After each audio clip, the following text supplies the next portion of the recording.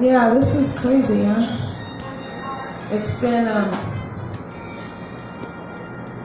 really fast. Like, life has just been very much concentrated on everything that has happened over the past 6 weeks.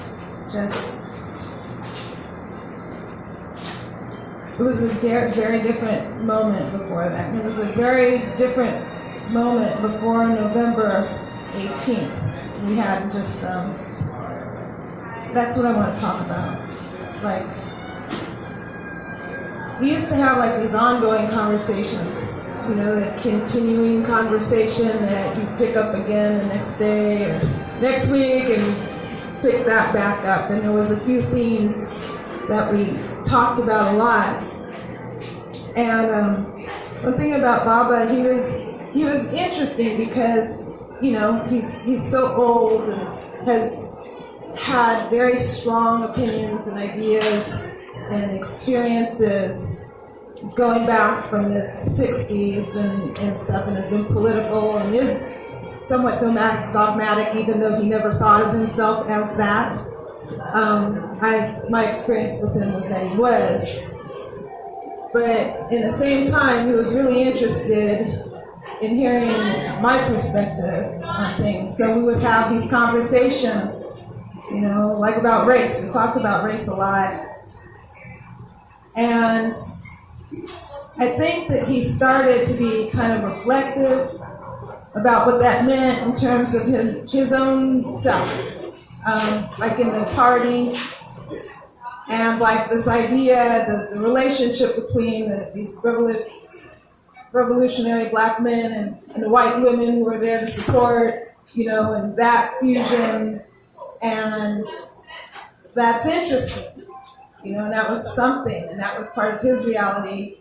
And at a certain point, what did that mean to black community when you don't have, when there's this, you know, when black women and men are no longer available for each other to create families, and it's just nonchalant. It doesn't matter anymore. And I think he started to have an understanding that was important.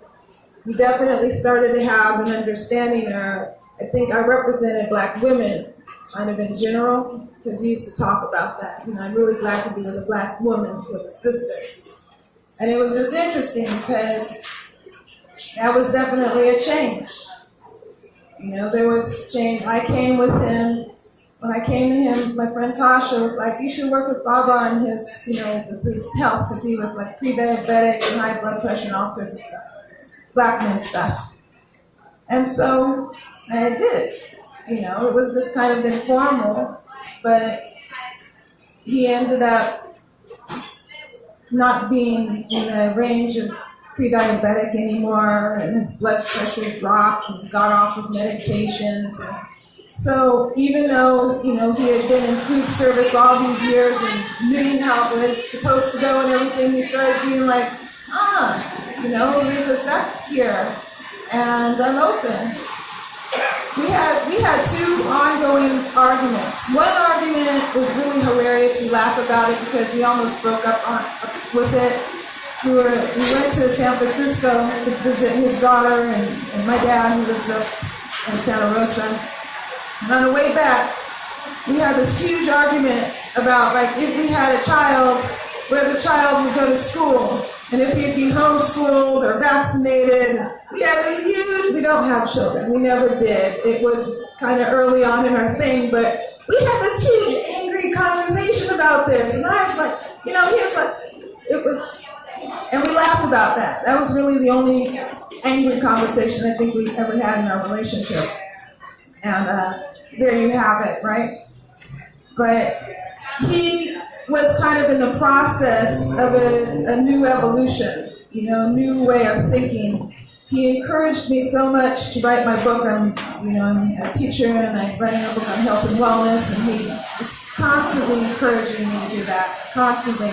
Oh yeah, you need to do this, and you need to, you know, our people are dying of this, and we talked about community a lot, and from my perspective, from the health perspective, and his, from, well, social, you know, constructs and the way to look at other areas in which our communities need to improve. But they came together, and he was always kind of on that fence, about allopathic versus natural means to